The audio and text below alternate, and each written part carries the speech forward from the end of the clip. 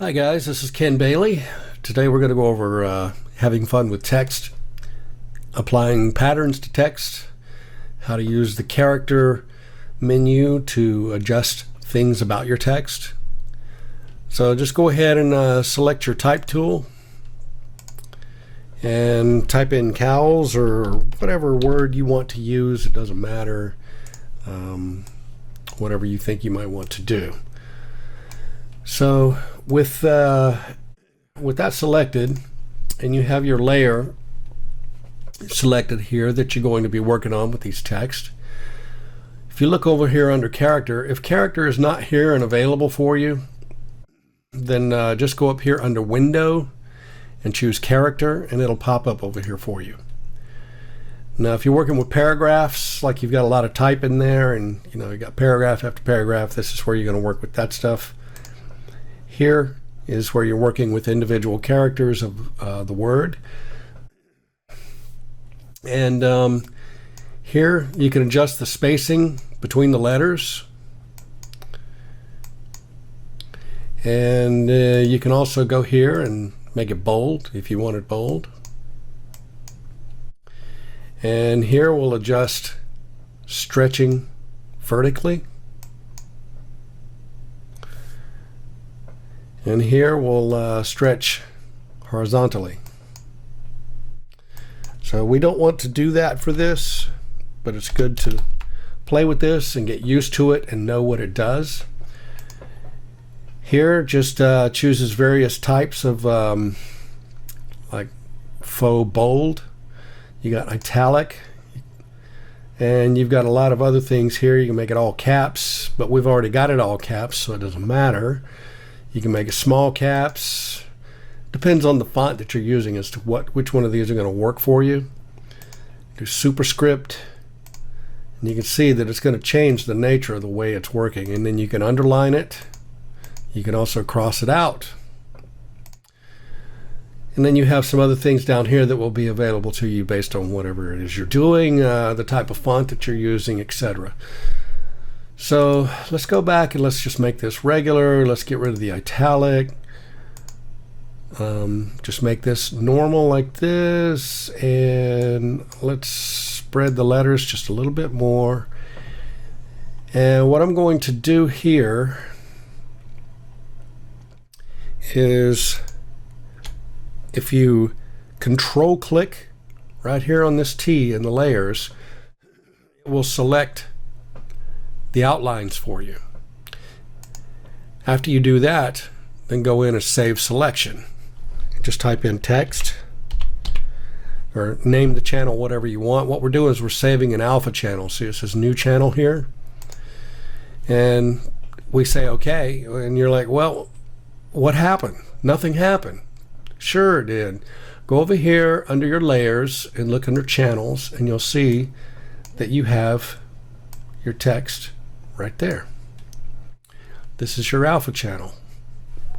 So I'm going to deselect that, choose RGB, go back over here, and let's just delete this now. We don't even need this anymore. Select a new layer. Let's go back to channels, select it, and I'm going to go up here to filters. So let's blur this. We'll just go to blur, filters, blur, Gaussian blur, and we'll blur it about this much. Maybe a little bit more. And what I'm going to do is kind of make this a little more of a puffy look, kind of like the puffiness look of a cow. So once you do that, then go up to image, adjust levels, and I'm going to make this a lot more crisp.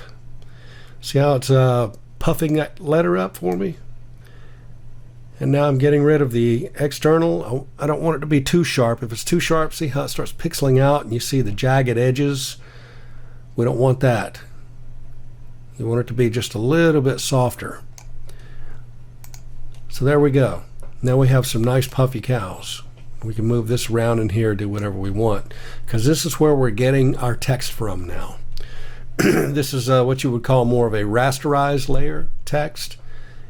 And this is the alpha channel for which it resides, because when we go to RGB, you can see there's just nothing there. See? Nothing. So what we'll do is we'll load that selection now. Load selection, choose the alpha channel that you want. You could have many of them because you're working on many different elements. We just want to use the text, and there it is. So what you want to do is just fill this with a little bit of color. It can be white, it can be black, it doesn't matter. Do it with black. And if you double click on the layer with the text, then you can bring up layer styles, and you can go in here and start modifying the text.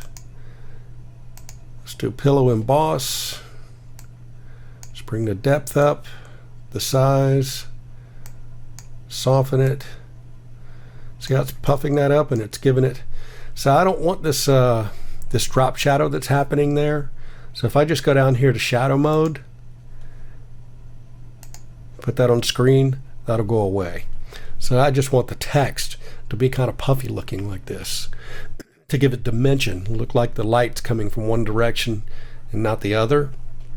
And right here you can adjust your angle from the global light, and you can put anti-aliasing on there if you want. I usually do regardless. You can choose which way you want the light to come from. That's coming from underneath, off to the right. That's coming from the top left side. Once you do that, then you can go here and we can adjust, do a pattern overlay. So I've got some preloaded things in here. We'll just go ahead and choose one of them.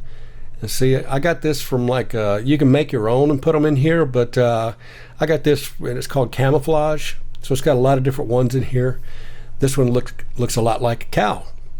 So keep that in mind, that where one thing works for something, like you're trying to do camouflage, well, you know, it looks a little bit like a cow, doesn't it? So with that done, then we'll say okay, and you can still see we have a selection there. So what I'm going to do is create a new layer, drag it down, click and drag it down underneath the layer 1, and let's see, I'm going to fill this with a little color. You can't see that, but I just filled it with a little bit of color by pushing Control Delete. So if I double click on this layer now, then I get my layer styles again. So what I want to do now is just, I want to put a stroke around it, and we can adjust the size, we can adjust the color. Let's just go with like a green or something, you know, like green grass, since we're talking about cows here. And then go back and do bevel and emboss, choose pillow and emboss, and you can change the depth and see how it's changing. If you push Control H, come on, hide it. It'll hide your marching ants, the selection. It's still selected, it's just hidden.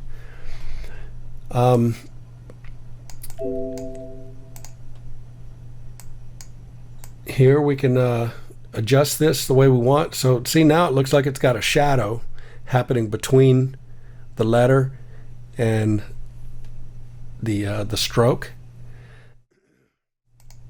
We can change this, the layers. See, if we put it on screen, it goes away. If we put it back on multiply, then you've got it there. So we want it to stay there. So you can adjust the size of it a little bit, soften it a little bit, and now it looks like there's a little more girth, and it looks raised a little bit. You can also put a pattern over that if you want a pattern over this, but that gives you an idea of the power that you have behind doing text. And when I hide this, of course, there's no blending, so you see the drop shadow that's been created there, which we can go in and modify that if we want, but I don't really want to see that. So blends in with this as a multiplied layer, as we did in layer styles. So anyway, that gives you an idea of the power that you have with text, what you can do with it, and you're not limited to just typing in there and changing the color of it and whatnot. There's a lot you can do with it, and we will go over more of this in later tutorials when we get into more advanced things. So have some fun with text.